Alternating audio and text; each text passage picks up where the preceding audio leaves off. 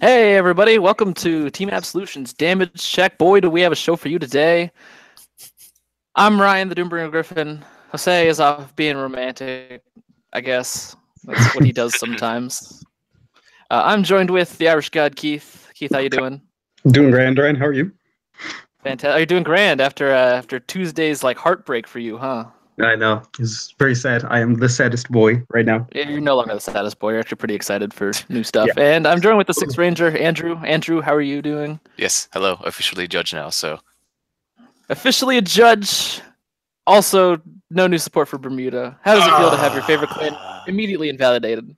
Immediately it's gone.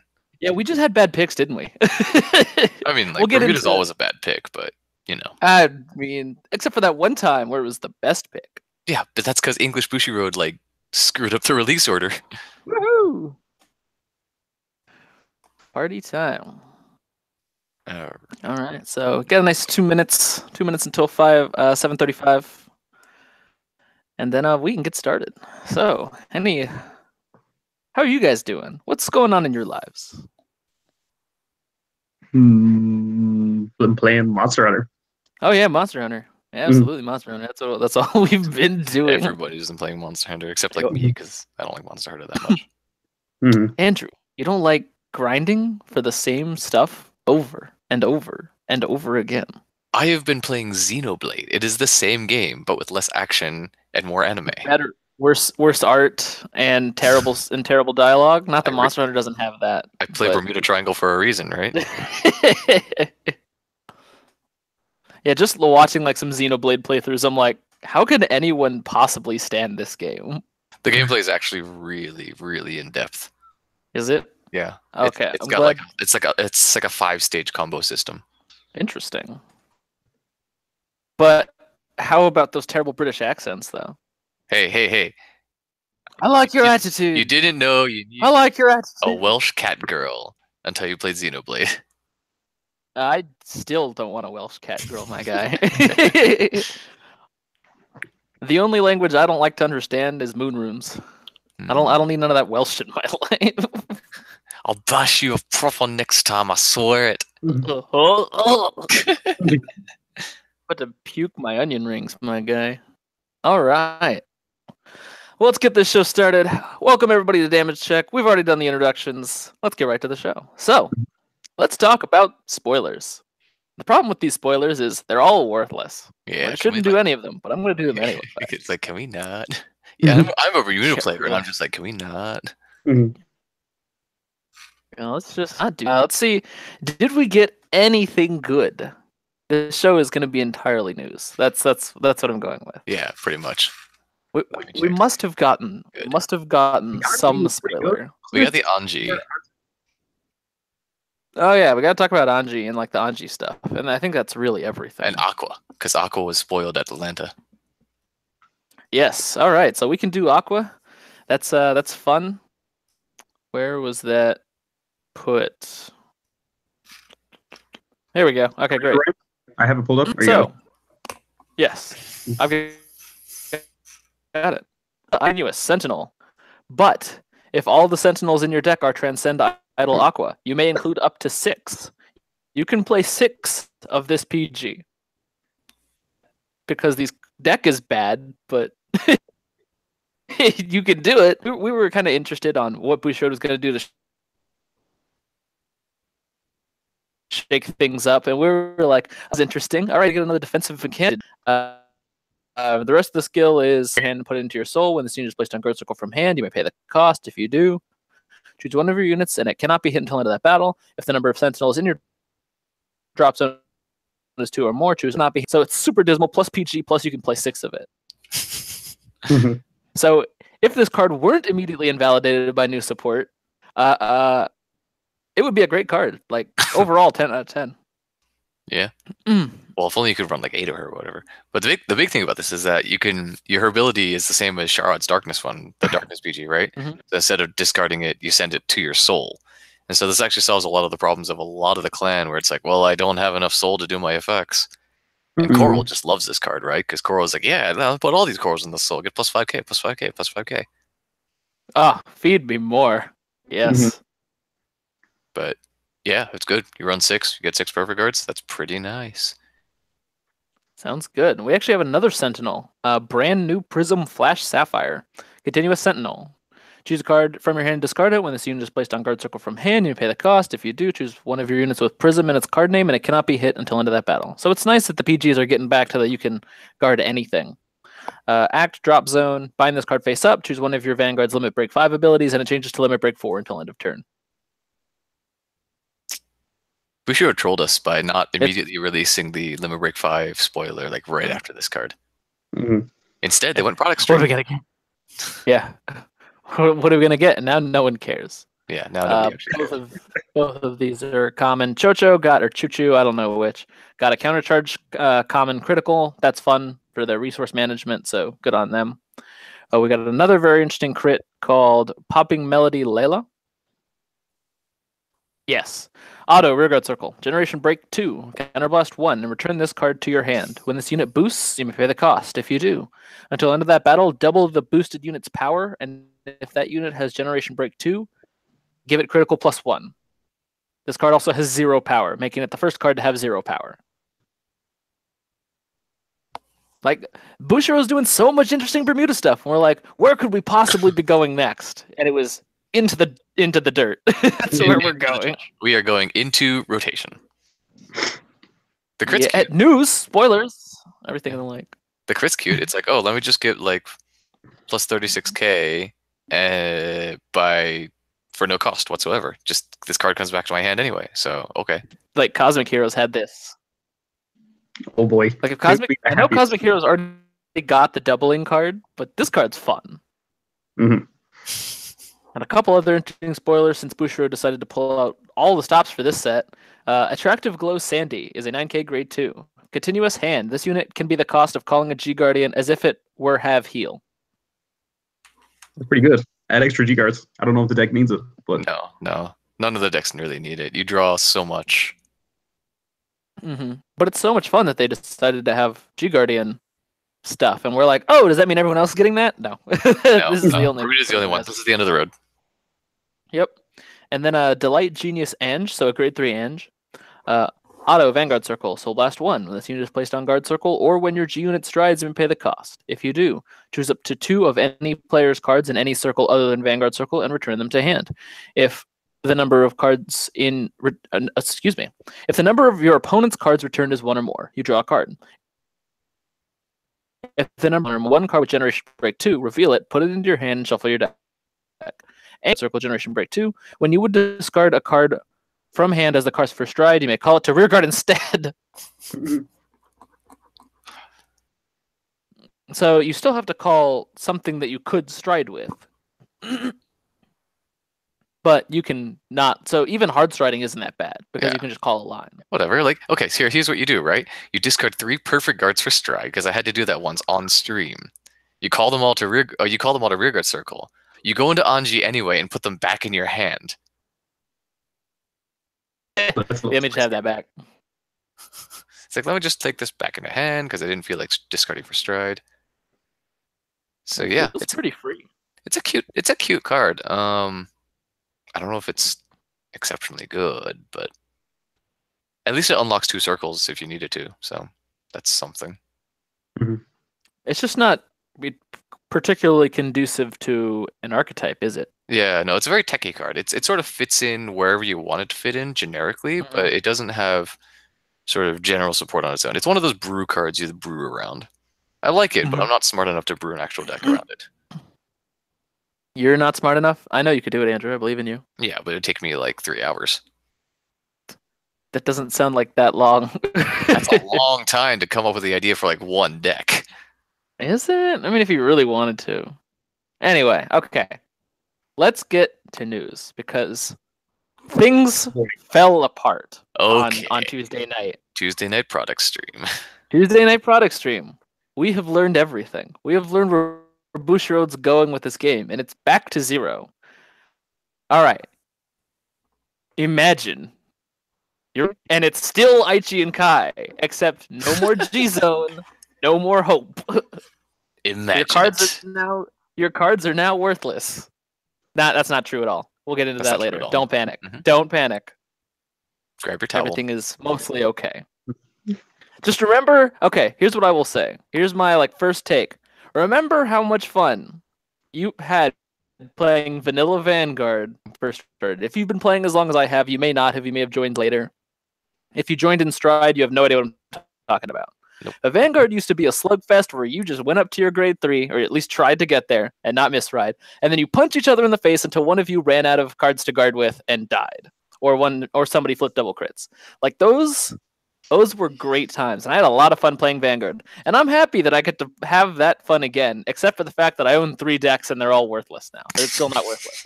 I'm using hyperbole. Anyway, it's so great to have that fun again by force. Okay, so essentially, just the quick breakdown is we're entering a new format called Standard. It's pretty much the same kind of standard as Magic or Pokemon, where you can only use cards up to a certain time. So with the new stuff, or past a certain point. So when June products drop, we'll be getting a new set of trial decks and a new set of cards, and that will be standard. The old cards, basically anything from this coming Bermuda set back, will be G era, which will still be supported until October. You can mix the two, which will be very interesting, and that will be called Premium Standard, or Premium for short. So that's where you can use your Strides and G-Zone and old cards with the new mechanic, which will absolutely be nutty. And that will continue on. So while your cards are not valueless, they'll proceed in the same sort of, as if Standard hadn't happened and they just said, here's the new mechanic, go for it. That's kind of what would happen, is you would just continue having your deck and putting support in as it came. And every clan has been promised support once a year. However, that being said, it could be quite a while until you get your clan, especially Gear Chronicle, which will probably show up near the end since they just got support. So all the stuff that just got support probably won't see support again, with the exception of Royal Paladins. And Dark Irregulars, because that's and Dark Irregulars, they are on the schedule, yeah. So all your old characters from Season 1 are coming back. Aichi, Kai, Misaki, and Kamui are the first set, and so of course their clans are OTT, Royal Paladins, Kagero, and Nova Grapplers. And then the next set is the Friends, which is Tachikaze. I think Spike Brothers is in that set, and Aqua Force. I think it was Mega Colony. It's one of the two. Anyway, next up is Aqua Force. Mega Colony, I know, is in there. Oh, okay, never mind that. It might be Murakumo. Oh, it's Murakumo. Yeah, Murakumo was in the second set. Mega Colony shows up in the third set, or the fourth set, and then Shadow Paladins, Pale Moon, Dark Regulars, and Spike Brothers get their own set at the very end of the year. I think Spikes would have been earlier. If you don't play any of those clans, I'm sorry. You're gonna have to wait till after September. But there is good news for you, and I'll explain why that is later. So, it's time to get into the new mechanic. You're all very scared and very confused, but it actually looks pretty fun. And with the new policies they're adopting, which is most sets are going to be extra booster-esque sets now. They're going to have 3 to 4 clans each. They might eventually take it to 5, who knows. So everything will be mostly cohesive, and if everything only gets support once a year, most things should be at a similar power level unless Bushiroad really starts amping up the stuff later on. So, of course, we don't know anything about that yet, but hopefully everything stays as well-balanced as Bushiroad has been able to keep it for some time. So, Andrew, that being said, let's go into the new mechanic and then the new rules that we also got, which were some quality of life and some just good stuff moving forward. All right, here we go. So, new mechanic. We now have Imaginary Gift. Imaginary Gift is... Let's see, how do I even put this? It gives you a token that does something. They are new cards that are outside the game, similar to your G-Zone, except there's no designated spot for them on your playmat anymore. So these are called gift markers. At the start, so far what's been confirmed so far is at the start, each clan is only going to have 1 of 3 different potential gift marker types. So these 3 types are Excel, Force, and Protect.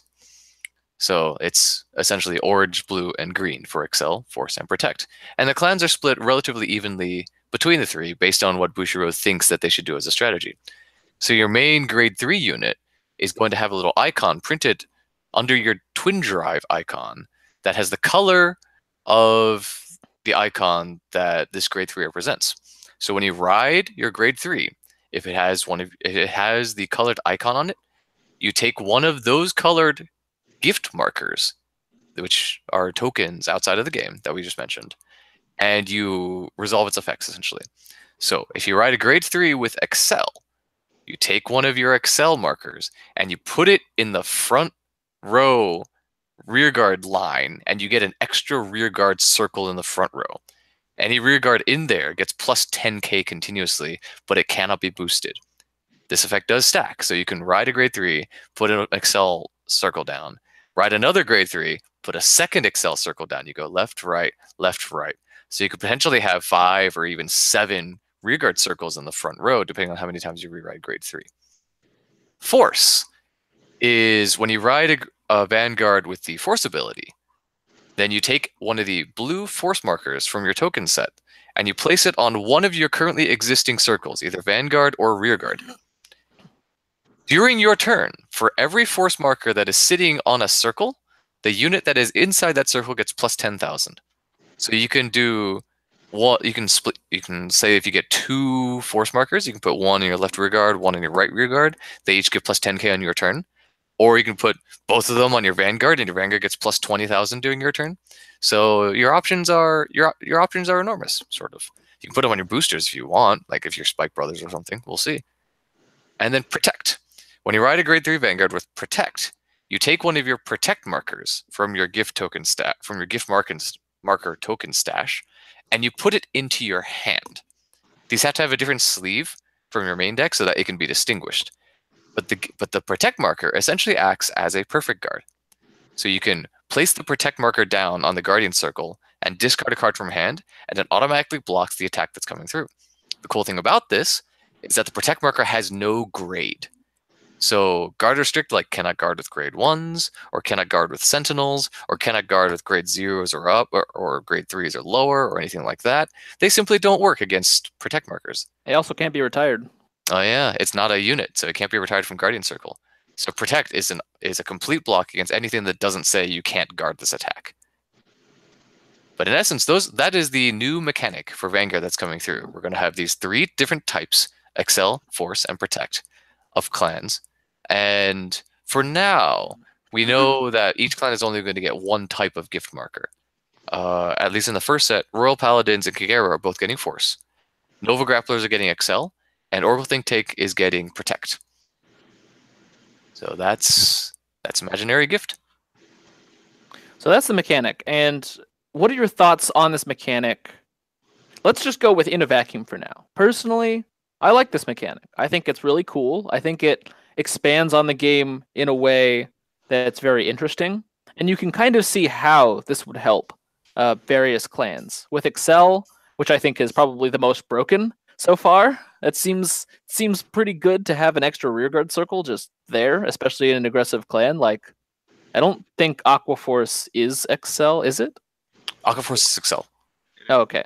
Just making sure. Anyway, so, oh yeah, Spike Brothers is Force for some reason. I'm like, why didn't you give Spike Brothers Excel? Oh, because Spike Brothers removes their entire field anyway. They just recall. True. Yeah.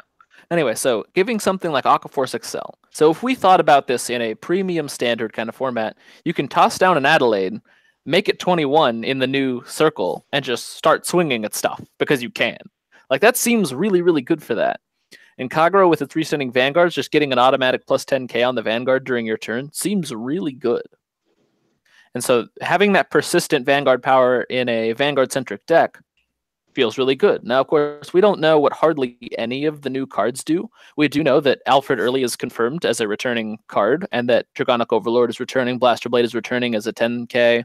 And a lot of the grade 3s, or at least the main grade 3s, are going to be printed 13k. So why that's happening, we don't really know. Like, is the game just scaling up a little? Or are they trying to make it a little harder to hit? Or are they just, what's happening there? We don't really know yet. But so far, it seems that the mechanics are really conducive. I don't know how I feel about Protect. It feels kind of weak. Like, you get a one-time bonus, like a get-out-of-jail-free card. But if things are pretty not ridiculous, like, if Protect came out, I don't see it being very good in Premium, simply because, well, you can guard one attack, yes, but what about the 7 others that I have? I'm guessing that Standard is going to be a little more balanced in that regard. Andrew, how do you feel, since you're going to be playing a lot of Protect decks? Oh, geez, thanks. So the way I think about this is that we might be heading into something like a triangle meta. So Excel looks really strong, right? Because, oh, you get these front rows, and they can, like, you get extra attacks, and it's one of the only ways to get extra attacks now. And they seem pretty favored against Protect. But then if you come against like a Force deck, where it's just, I'm going to stack a bunch of power on a single rear guard, well, I mean, Protect is great against that, right? It's like, I have this plus 20k. Oh, here's a green card. Mm-hmm. And then, so Protect seems pretty good against Force, and then Force is probably good against Excel, right? Because they're the sort of balanced deck, so Bushi says. Mm-hmm. So they have enough shield and defense to guard through all the Excel or the control, maybe. And then, but they'll probably lose to Protect because they just can't push through with their only 3-column attacks and whatnot, right, depending on what kind of support they get. Mm-hmm. I mean, they could just reprint Flogal Crit. I'm sure Keith would love that. Oh, God, please. No, Keith, what do you think about this?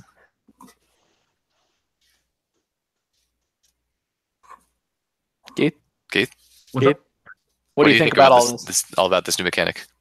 Okay, so I have like 3 different thoughts with this. Like, traditionally in Vanguard, offense has been like the way to go, because it's literally just like push the opponent to 6 damage, and the game is over. You win. So traditionally, stuff like Excel excels in Vanguard, and stuff like Protect doesn't really do so well because, well, you can have all the defense you want, but if you can't close out the game, you're stuck. Force, I think, is a really interesting one because it has a ton of utility. And you can always just have the plus 10k put on your Vanguard or your rear guard. You know, stuff like Excel, you could get into the situation where you're just out of cards in hand and then just don't have something to call as a rear guard for plus 10k. So I think out the gate, since we're going to have an unsolved meta, Excel is going to do really well. But as we settle down into things, I think Force is going to be the dominant one of the 3 mechanics. Then on the off chance, maybe Protect can do something. But I am a little bit skeptical of that one as of right now. So, kind of giving a quick prediction on how this is going to play out, more or less, it seems like Force has a lot more room to just have power. Like, for example, okay, so we know that Royal Paladins likes to get extra attacks and get units out of the deck, and if they hold true to that motif, which they probably will, otherwise there'd be no point to having them as a clan in this game, will end up restanding their Blaster Blades anyway. And so Force makes a lot of sense for that. And like I said, Overlord having a restanding Vanguard makes a lot of sense to put that on the Vanguard. And so you can do a bunch of really cool design work around that. I feel like Protect will have a lot better of effects. Like, for example, Link Joker or OTT can have more draw power because they can or play for late game and be a true control deck because they have an extra get out of jail free card.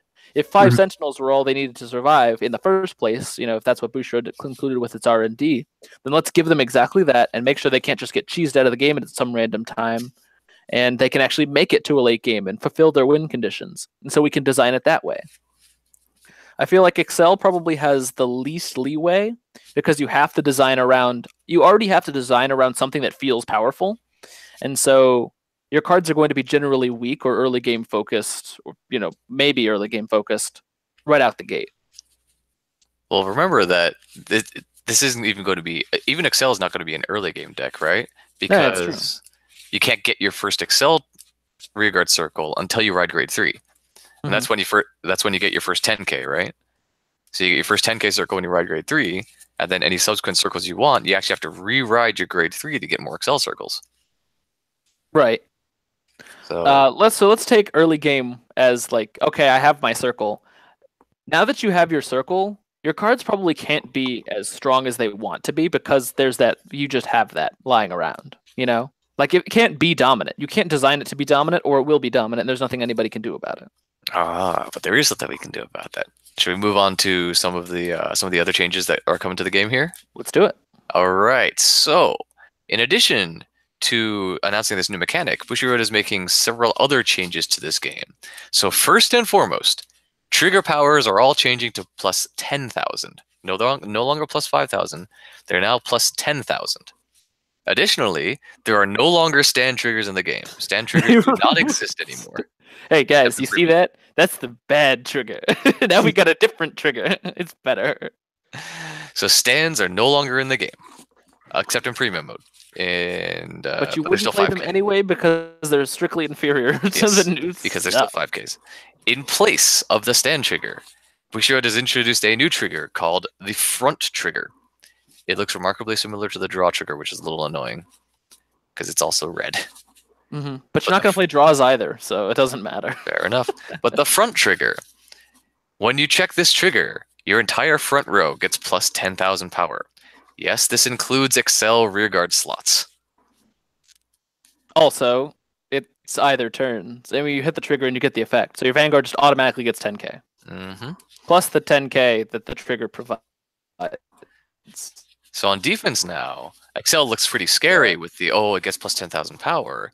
But you hit one trigger, and then suddenly your Vanguard is also plus 10,000 power.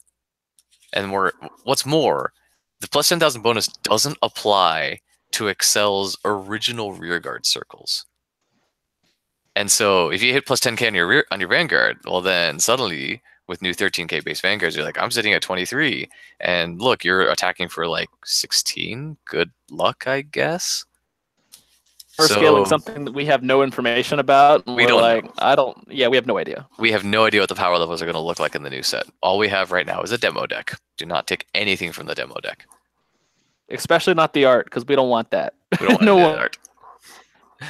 Anyways, in addition to the trigger rules, in addition to the new trigger changes, there have been several rule changes that Bushiroad is introducing to the game. Ostensibly start in May in Japan, and sometime in June in the English meta, depending on whenever Q4 releases. So first off, the mulligan rule has changed. Instead of drawing 5 cards, choosing some number of them and shuffling back into your deck and then drawing back up to 5, you now draw your hand of 5, choose any number to put on the bottom of your deck, draw that many cards again, and then shuffle. So it slightly increases your odds because you're guaranteed to not draw back the same cards that you just put back into your deck. So it's the same mulligan system as Force of Will if you've played that. Mm-hmm. It's also, if you play Magic, it's the Paris mulligan, but without the -1 card, essentially. Yeah, so similar system. So it seems very nice. Secondly, with this change to standard mode, standard decks no longer have a G zone, and so G assist has now been changed to remove 2 cards in your hand from the game only. So instead of having to remove 2 of your G zone cards, you simply remove 2 cards from your hand after you check the top 5 and grab one with grade +1. So premium decks, which is like that, but slightly less punishing, but not by much. Never really mattered. Here's the new big one. So the rule for guarding has changed. Previously, you could only guard with units of equal or lesser grade than your Vanguard in the Guardian Circle. However, now with the new rule change, you can guard with any grade you like, no matter what the grade of your Vanguard sitting in the Vanguard Circle. So if you're sitting at grade 1, you can guard with grade 2s in hand. I'm sure we've all had games where you open a 1, 2, 2, 2, 3, and then you get rushed, and you're like, man, I wish I could use these 5Ks in my hand. Now you can. And speaking of 5Ks, the shield values on a lot of these cards has been completely changed. We have no idea if this trend is going to hold. It looks like Bushiroad is able to design different shield powers for different types of cards now. But based on what we can see from the demo decks and some of the other cards, it appears that heal triggers now have 20,000k shield base. Critical triggers and probably force triggers have 15,000 shield base. Draw triggers still have 5,000 shield base. Boo. And certain grade 1s and grade 2s now have 10,000 shield base. So it's no longer an automatic like, oh, I'll guard with a trigger here because it has more power. But now your G1s and G2s also offer more guard power, and you can use them at any time during the game now. So with all this taken together, looks like Bushiroad is actually thinking about how to balance the power gains that Excel would be getting, And it's like, okay, well, we get to add some extra shield power, and this should be how you survive the early game to get to your essentially later game winning conditions or whatever. Yeah, it seems that they've really taken into account that they want people to be able to play the game in most circumstances. Like the G-assist rules are not any more forgiving, but I mean you're basically discarding a card to search what you want, hopefully. And, it is also nice that they're now using shield power as a power gamut. I don't know if I use that word right, but I hope you understand what I'm saying. Like you can now design cards and give them more shield value if you feel that they're underpowered otherwise, and people may consider playing them just because they have more shield value, and they might be running let's say the more powerful cards are, the less shield value they have, and let's say like the really awesome grade 2s have no guarding capabilities whatsoever. So you would play some less good grade 1s that have 10,000 shield to make up for that. So I appreciate that they're taking that design space. Keith, is Keith still there, or? Yep, Keith's here.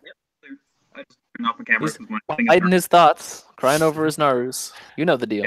Yeah. What about you, Keith? Which do I think of triggers in general, or? Yeah, sure. All the what do you changes think of any of this? All of this changes. I'm kind of glad stands just went, because I found the stands were just like such a whatever thing that literally had to be broken in half for you to run them in the first place. Mm-hmm. You know, when you consider Erwatar and Mick the Ghostian family and Refros and I don't know, insert any number of like stupid busted stands there. Yeah.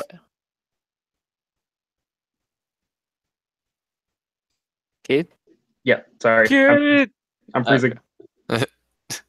He's here. Yeah. Anyway, what Keith's trying to say is stands are bad, okay? Mm-hmm. Yes, exactly. And fronts are a really cool change that I'm excited to see. Just because I have to snipe my rear guards now, when they're at like 21k or something like that, or 13k grade, or 23k grade 3, excuse me. So I'm a fan right now of the changes and the changes to the rules. So there is actually one more rule that we left out. Quick quality of life changes. I say quality of life, but some of them are bad. So firstly, the once per turn rule, which used to be if you forego the timing of the first trigger of the once per turn effect, you wouldn't be able to use it anymore. So this is famous with a Blau ruling. There are a few rulings that this applies to, especially in Victor, where you have to set up your turn so that once you encounter the once per turn, the first time is when you want to use it. Now once per turns are totally optional. You can use them whenever you want. You can miss timing on them and still use them later if you want to, which is great and really, really good for premium standard because now all those effects don't have to be thought about anymore. You're just like, I'll use my once per turn right now. So like Tidal Assault is a lot better of a card. Standard now. Yeah. Magnum Assault, even Draconic Lord the Ace. Mm-hmm. Yeah, so now the Ace? Yeah, build your own Stark. Oh yeah, you could build your own Stark if you use the Break Ride or anything like that. No, the Ace is just like you flip a copy, it gets red text and drive -1, right? You can still only use the ability once per turn, but now you don't miss timing. But you gain 2 instances of the red text. Do you? Yeah, every time you use the skill, you gain 2 instances of red text, or you gain an instance of red text. You can see all the math working in Ryan's head right now. I was like, oh my god. What? If you somehow manage to get sure you can still 6 open counterblast and able to discard 6 cards, you could attack 4 times, but with no drive checks. Okay, wait. You could still only use. Okay. I understand what you're saying, and you're the judge, so I'm going to listen to you. But I still don't think it works that way. Oh, it does because it's stackable red text. Okay, stackable red text is the new Vanguard thing that Ryan doesn't understand, but we'll play through anyway and hopefully get it right. All right, great. Sounds great. Sounds like a real plan. Okay. So, considering that I'm not going to use that card ever again, it's just not going to matter. So, some other news, especially on the quality of life side. The new way that they're displaying card text is new. Instead of having you may pay the cost little phrase here and there, or like this is in brackets, so you have to do it here, and it gets really confusing, and you listen to me say it every time I say a spoiler. Now it just says cost, which means when this happens, pay the cost, you know what it is. So that's nice. It's nice that they can kind of throw that around, so they don't have to say you may, you can, and it gets like, well, they said it this way, so it means this. And now it just says cost in big letters. They have changed all the icons for Counterblast, Countercharge, Soul Blast, and Soul Charge, and now they're infinitely worse. And we like the other ones better because they actually kind of described what you were doing by showing you. Mm-hmm. Now it just says C and then an arrow out if you're counterblasting, and then C and an arrow in if you're countercharging. Arrow. The word is blast or charge. It's a C with blast or charge written next to it, and it's either filled in with color or not filled in with color. Oh. It's really strange looking. Yeah. And the null is the same way. So essentially it's blue and because blue it was in Japanese, so I couldn't read it. That's why I got it wrong. Yeah, it's not even an arrow. It's just like it's a little blue C with a blast. There is a little arrow because like one of them points out and the other one points in, but it's not like a real arrow. It's like a little banner. Mm-hmm. So that's different. I don't like it. They also maybe changed that like trigger powers are yellow. I don't know about all that. You can look at all this art on Cardfight Coalition if you want to, and of course everyone's making a video, and some of them actually have production value. So we're doing a you'll live be able to stream get the pictures too. It's one person without a camera on. Turn up! This is the Team Absolution that you know and love. We're here for you guys. So let's see. There was so much news. Yeah, and the one last rule the anime, change, like I said, is going back to the beginning. Yeah, one last rule change is the stride change. So previously you both had to be on grade 3 before you could stride, but now if you are both at grade 3, or if you have been sitting on grade 3 since the start of your turn, you can stride. All there is to it. So if you're at grade 3 at the start of your turn, you can stride that turn. Or if you're both at grade 3, when you ride grade 3, you can also stride. Yes, so it completely invalidates. You no longer need this at all. And you can no longer be stalled at grade 2 or 1. You can stride if your opponent's at grade 1 if you have been at grade 3 for a solid turn. So that is nice, I guess. I mean, Premium Standard is very much a thing. It is a format that will be supported and played for the foreseeable future. And considering how at the end of G era will be a still healthy format, well, there is no more. Immediately gotten rid of it. You no longer have to do stupid footsies and try and use your Sea Breeze, and your opponent still stalls you, and you can't stride it anymore. It's now very much like everything is now much better for striding, except for the fact that you don't get any more. This is all that you will ever have. Pretty much. And most of them are out of print. Enjoy. Every single G unit is pretty much, this is the last you're going to see of it. I have my doubts that Bushiroad will ever do a reprint. So if you're selling your deck now, make sure you highly doubtful. Want it ever again.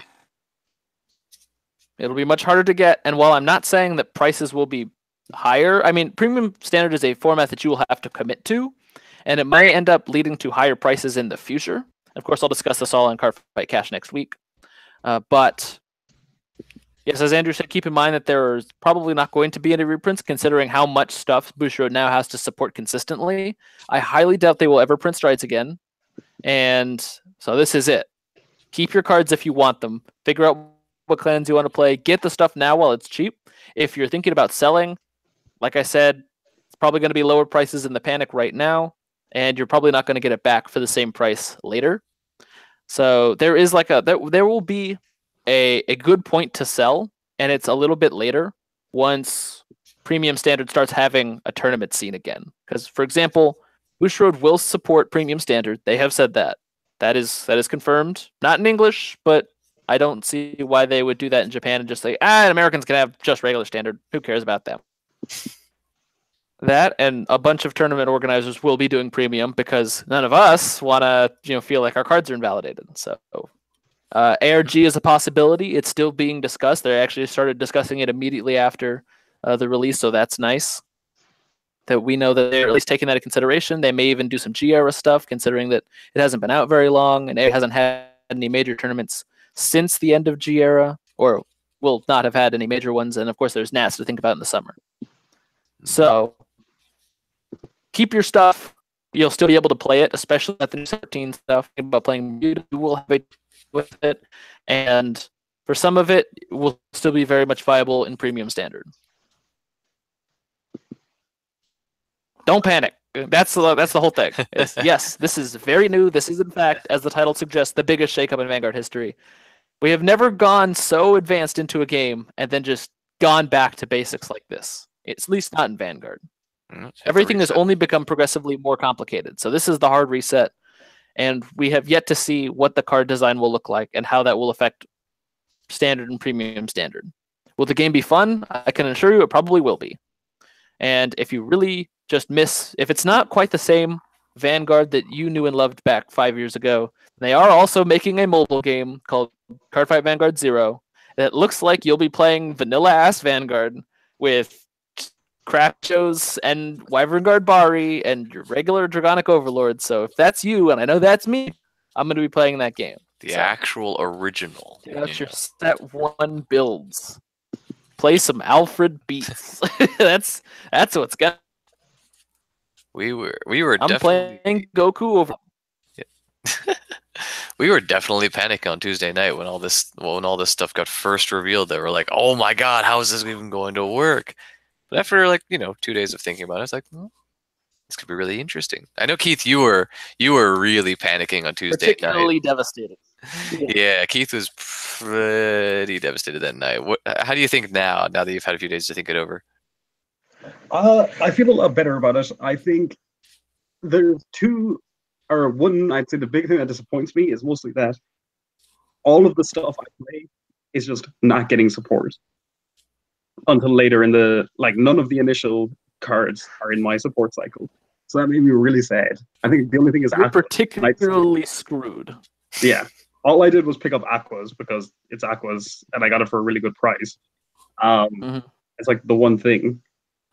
So I'm hoping things go well. I think it's going to be very interesting. And I'm excited to see how things go now that I've been able to settle down and think about it. Because I think it's a very good move and a necessary move. Like, it's not wanted, I don't think, for a lot of players, but it's necessary. Yeah, Keith, you're pretty much just playing a new clan at this point. That or you just play Aqua Boys, because this time you'll want the safe choice. Yeah, I need to play something not super niche from now on. On the plus side, everyone's going to have a chance to get really, really good at G-Era, and G-Era will be supported officially by Bushiroad until October. Once a good chunk of stuff has come out in Standard. So you do have a chance, your G-Era stuff, that G-Era is in a really good spot. We talked about this on Cardfight Cast, we talked about this on Damage Check last week. Everything is really balanced, and we have I think we have a great meta. And we haven't even got to talk about Atlanta yet, because we saw so many viable things in Atlanta. We went to Atlanta, we had a great time. There will be a rant. There may not be a rant. We don't know yet. Everything was really good. Andrew was a judge. Andrew was on staff. Andrew was personally watching them for us. So that was that's why thanks, Atlanta Andrew. was actually not bad this year. It's all Andrew's fault that Atlanta was not bad, and I don't get to put on the tie. Don't get a rant this time. So, sad. So one of the judges, while we were in round 2 or 3, it was like, "Hey, if you guys I said, hey, if you guys make a rant about this, I'm gonna find you." And I'm like, "Hey man, I got nothing but love for you. This event's been great, but ask me if I'm ready one more time. I'm getting the tie." He asked me a total of 4 if I was ready. 14. How? You're cutting out here, right? How many times? 14. 1-4. 14 times they asked are you ready? In that voice. And then he asked judges after the players had answered. And I'm like, I want to play Vanguard. Come on. I counted just so I could make that point. It's a great gimmick. Don't rely on it. You get one. You get one players, are you ready? You don't say, I can't hear you. You are not Kid Rock. Don't do that. And even if you are a Kid Rock, don't do it. Don't do it. It's not a good policy. Let's not. So, speaking of Atlanta, GB Food 14, with the inclusion of Bermudas, making that the cohesive G-Era, is a fantastic meta. It's great. I mean, Gears is pretty dominant. Nubatama is pretty stupid. Dark Rego is really strong. But you can still play most everything. There are people playing Thavas, there are people playing Golds, people are playing Gize. Gize hasn't even been fleshed out yet. People are just playing Gize no Seal because that might just be the spice. But people are still trying other stuff. I mean, it's a really fun format, and Giera is still very much alive. And Pale Moon is here and viable, and Grand Blue is pretty viable. You can play Gordora and Neo Nectar and Great Natured and Nova Grappler and Link Joker, and you see my point? You can play everything in Giera. Royals is here, Brave is a great deck, Blasters are crap. You can play most everything in Giera and feel pretty good about yourself. And so that'll be a really fun format. That just might be our GOAT control, our GOAT format. As it is in Yu-Gi-Oh! That was considered the best format, and now we have the end of Giera, which I think is really good. Yeah, that's balanced. I mean, if Prisms can make top 8 in Team Atlanta and also be the only one of his team to win his game in top 8, you know that there's a lot of viability in this meta right now. It's great. It's fantastic. I'm really happy with this meta, and so you're going to be able to play your stuff. Your stuff is not valueless. It's not immediately worthless, no matter what memes I may post on the Team Absolution Facebook page may say. You've still made a good investment, and you will still get to have fun with it until such a time as you would like to join Standard or create a premium Standard deck, if you can. That being said, it's a very much if you can situation. And really, that's the long and short of it. Welcome to the new era of Vanguard. It's going to be interesting. We have no idea what's going to happen. It's coming, and there's nothing we can do to stop it, so might as well just roll with it. Yeah, that's how I feel. Keith, you got any thoughts? For Atlanta, did you mention how many people were there? Right, because I think that's a good point. I did not. Oh, yeah, hit us with that. We had 500 and how many was it? 513 players at Atlanta, 171 teams. Mm-hmm. That is a huge number. It was nuts, massive. Mm-hmm. But Vanguard is dying. I mean, it was a great event, and again, everyone brought meta. Most people, I think we played against a couple of people that didn't bring super meta. Like I played against a Bermuda guy, and I think he geosysted, and I was like, I don't even get to see what your deck does. Sad. Yeah, it was a good turnout, good tournament. It went. Mm-hmm. It went pretty smooth. House people with Nubatama. He went 5-2. I went 4-3. Keith, you also went 4-3? I did, yes. Yeah, and overall we went X2. So we somehow always managed to get most out of 174 teams. So overall, pretty good event. We had some winnable games that we lost because of misplays, but that's what happens when you open a case the night before and Jose doesn't have his deck until the morning of. And we have a week of practice between release sets. So and then we find out the Kagura's bad. So, a bunch of stuff happened. We could always play better, and we will. We're glad you're rooting for us. Yeah, I'm just glad that you actually figured out Kagura was bad before we went to this tournament. Because there was nobody there playing Kagura. Yeah. That's the real loser here, is Kagura. Hey, anybody want to trade? I might trade away my Kagura deck. Oh, no. The ones are coming back. You know they are. Yeah, Premium Standard's going to be my time, man. It's like, I'm ready. All my cards are suddenly good. Like, you know what the problem with Kagura is? That they don't have power where they need it to be. And suddenly I do. I can put it anywhere I want. Just rewrite. It's like Break Ride, except it's permanent. Hey. So, wrap up those hashtag Ask Absolutions. Show me what you're working with. Ask us your questions. Andrew's a judge now. Congratulations, Andrew. Can we get a round of applause for Andrew? Yes, I'm officiated as an official sanctioned judge. However, I have not yet... passed with 75%. Actually, just I went back to look at the rules. I went back and looked at the rules. I was actually right. So I passed with 100%. You were actually... See, I thought you were right. I was like, I totally would have ruled it the way you did. And yeah, you're like, I was actually right. But it okay, was a so very... you can do that. It was a very, very dubious buried rule that specifically says that this card works that way. So it took me a while to find it. But yes, I was right. Fantastic. So Andrew did pass 100% like I thought he totally should have. So let's get into these hashtag Ask Absolutions. Hashtag Ask Absolution. What format will you guys primarily be playing? We'll be playing all of them. We're all spec'd out for Giera. I mean, I have 3 fully complete decks for Giera. And I'm, of course, going to play Premium Standard. I think that's probably going to be one of the most fun and technical formats. It might even be It's going to be more complicated than Vanguard is now. No idea how that's going to work. Okay, but of going to course, be so crazy. I'm also going to be playing Standard. So I will be playing all 3 formats pretty readily. So I'm good for that. And we'll be making content about each of them. And that's how it's going to work. Of course, the rest of our content doesn't really rely on formats. I'm still going to be covering secondary market analysis with Card Fight Cash. We're still going to be talking about everything in the Discord. We'll probably separate some things out to make it easier to talk about. But really, I mean, tell you everything. We'll do everything. Yeah. So yeah. Sounds about right. We'll probably not do G era specifically after October. Yeah, we'll probably stop doing G era, but we, depending on support structure, we might just have the decks lying around because we won't be able to get rid of more. All right, hashtag Absolution. How similar do you think the new versions of old cards will be to their original counterparts? We don't know, and they might just be more powerful. I mean, Blaster Blade could just restand himself. He could just be a restanding Rearguard. Overlord could be a restanding Vanguard, and that could be their motif. Who knows? So they'll be similar enough, as most of these cards have a general motif. Blaster Blade comes in and retires something. Overlord restands itself for some cost. They will still be pretty similar, I feel.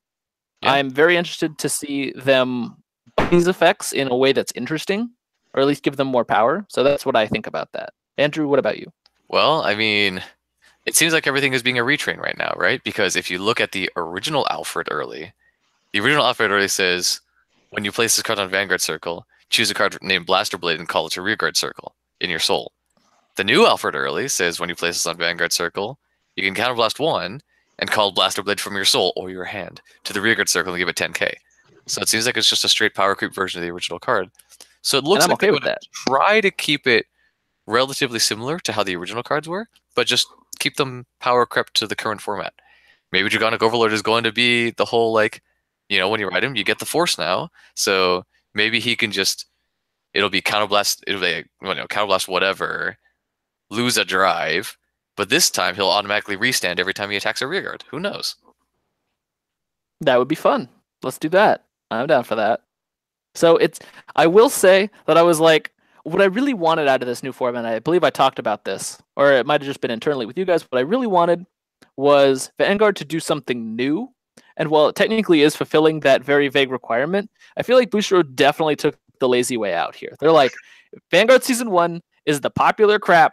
We're going to just go back and do all the same cards over again with power increases. R&D be damned.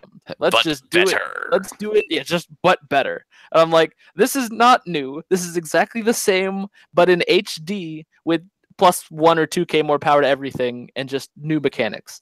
Like, as much as I enjoyed the feel of Vanilla Vanguard, and maybe that's what they really wanted to go back to, was let's just give everything, let's just do all this over again, but better.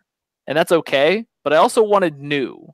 And this isn't new. I wanted the female manga protagonist with Unionverse. And a lot of people did want that. They wanted a change of pace. And while this may end up being the correct answer for Bushiroad and the fans, I also feel like it's almost lazy to come to the conclusion, we just did it better before, and let's just do that again.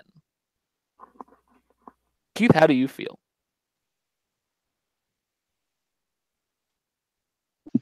Keith? Keith is dead. Yes. Okay. Where were you when Keith was ripped? Where were you when Keith? All right. Hashtag Absolution. Brave V Decker is actually asking what card scenario we're talking of on the judge test. Andrew, are you allowed to reveal that information? No, I'll talk to you privately later. Okay. Andrew's still not allowed to reveal that information. I mean, like, I'm pretty sure they're going to use the same judge test for, like, the rest of the season. So, no, yeah. I'm not allowed to reveal the question. Okay. Hashtag Absolution. Do mandatory once per turn effects like Adelaide and Tidal automatically activate, or just skills that say you can't? So the way it works now is all right, let me give you a quick explanation on Tidal Assault. If you attack a Vanguard with Tidal Assault and you do not activate his ability under current rules, I'm talking pre-rule changes, if you do not activate his ability after the first time he attacks Vanguard, you do not get to use that effect again. You have missed the timing and chosen not to use the effect. You can't restand him with Lambros and attack a Vanguard and do it again. So the first time you attack a Vanguard with Tidal has to be the time that you use the effect. Otherwise, it misses timing, and you don't get to use it anymore. Under new rules, you can now attack a Vanguard with Tidal Assault, restand him by some other means, attack the Vanguard with Tidal Assault again, and then use the once per turn effect, like I just said earlier that you couldn't under current rules. Long-winded and difficult explanation, and I apologize for that, but basically I'm saying that once per turn no longer have that pesky add-on thing that's like, you have to use this as soon as possible, or you don't get to. Now you can use it anytime. It adds more strategic value to the once per turn effects. So you don't have to like swing at Tidal Assault at a rear guard just to get some extra value out of him before you want to restand him and give him 10k with Lambros, basically. Hashtag Ask Absolution, what do I think will be the best decks in Premium? Oh, God. Anything that gets new support, honestly, unless Gear Chronicle is just that good. So Victor. Yeah, Victor is going to be fantastic. Victor is going to be best deck in format for like 6 months. We're pretty sure. It's going to be so good because Victor is already really good, and you're just going to give them an extra slot to put dudes that you can't murder. Oh, God. Letting Victor have a full 6 rear guards seems like a bad idea. You know how you can only have 8 attacks now? Now you can have like 10 or 11. I mean, that's just bonkers. Hey, remember that whole once per turn rule thing that we were just talking about? Oh, yeah, that doesn't apply to Victor anymore. Exactly. So now you can do your crap whenever you want, whenever it suits you. So Victor got straight buffed, like 100% buffed. It was already strong enough to murder Kagero out of a format, and now it's even stronger. So again, keep in mind, we don't get any new powerful strides. What you see is what you get. And of course, most of these things already have kind of the end game of what their strides look like. So it's just a matter of grade 3s. But of course, the grade 3s are now sometimes 13. And how do I feel about Dragonic Overlord being a 13 without cross-riding? I feel really good. Super good. The most good. Also, how do I feel about Dragonic Waterfall? I love that card. I love Dragonic Waterfall. Goku Waterfall used to be a deck, and I played it. And it was fantastic. It was a great deck back in like the way, way back days. Remember when 10k meant something? Dragonic Waterfall, remembers? Plus 10k? Oh, no guard. Yeah, Keith is answering questions in the chat. He likes Vermilion. He apologizes that he could no longer be here with us. Yes, he has dropped out. Unfortunate. Hashtag Ask Absolution. Andrew, do you think a Bermuda Triangle deck using Aqua would be viable if Bermuda Triangle gets the Protect attribute? You could just defend every single attack and make yourself a wall. No, because you still can't kill them. Bermuda Triangle still has no pressure. Yeah, and making them a Protect deck means that they have less pressure. So I'm excited to see, like, how does Protect kill the opponent? Because Link Joker has a very easy way to do that. They have an offensive mechanic, and the Protect skill, as far as we know, they haven't been classified yet since they don't have support. But I'm assuming Link Joker is going to be Protect because Mega Colony and OTT and other decks like that are Protect. Link Joker can lock you and then just slowly push you over. And that's how they work. And they also have the most alternate win cons available to them. So they don't have to kill you, they just have to survive. How do the other Protect decks cope with that? I have no idea. I mean, OTT just draws cards. That's their entire mechanic. It's predicting the future and drawing cards. And if they can somehow stack the deck in such a way that they can win the game automatically by having like 2 0s, 2 1s, 2 2s, and 2 3s in a certain order in the deck, like that would be cool. And they just had to survive until they could do that and they don't ever have to put any damage on the opponent. I would appreciate that. That might be something cool to do, but we have no idea how that's going to work at all. We have not seen any spoilers, so we have no idea what the new stuff is going to do. Come back in about a month and a half. And then we will have answers. Hopefully good ones. Hashtag Ask Absolution, what do you think will happen to Gears in the future? Well, you'll probably see support next March, and they'll just rule G-Era until October, and then be bad. I guess you could still play them in Premium Standard okay, you just wouldn't have any imaginary gifts, and your cards might be power crept, but Gears is really strong for exactly the reasons that they are. I mean, everything is free. There's really no there's really no reason not to play the deck until G-Era ends. So sit on it, because it's not going to go up anytime soon. At Keith Murphy, Andrew plays OTT. Yeah, that's Andrew's like main thing. that was my original clan in the game, and it has never been good since, except for the brief month of Battle Sisters. Yeah. So I mean, Andrew plays what's good and what fits within his playstyle. I mostly play what fits me, and then I play the good secondary, so that's why I don't top as much. Yeah, but what is everyone in our group going to play? I mean, Jose's going to play Royals. I'm going to play Kagero. Braxton will play either Kagero or Shadows or both, because why not? If everything's really cheap again, which it looks like with trial decks it might be, then we'll just be happy. But I'll probably play Kagero and Aqua Force. Keith might actually play Mega Colony this time. and spikes. Oh, Keith could finally be the Tachikaze boy, like he always dreamed. He can't be here to defend himself, so I can say whatever I want about him. Keith is now the Team Absolution Tachikaze player. And you'll have to wait till next week's damage check to have him refute that. Or look in the chat. Can't say anything here. Keith says he never asked for this. Yeah, I know. Yeah. But you did. You did say, I always thought about playing Tachikaze, but I never wanted to make the investment. Well, now you can. Now you have the Careful what you wish for, Keith. You're the Tachikaze boy now. Or should I call you Fred? Well, I'm going to call it there, and that's our show. Thank you so much for tuning in to Team Absolution Damage Check. If you ever want to talk more about Vanguard when we're not doing this stream, please join our Discord. I'm going to compel Keith to put a link in the description since he has nothing better to do right now. Yes, Keith, do it. You can find the links in our server settings. Yes. So thank you for joining us on Damage Check. And this has been the Doombringer Griffin, subbing in for the captain, the Irish God, who is now dead, and the Sixth Ranger Andrew, who is now a judge. Yes, where were you when Andrew was judge and Keith was dead? Hopefully you were here as one of our 107 viewers. Well, thank you so much for tuning in. Thanks, and that's us. Peace. Goodbye.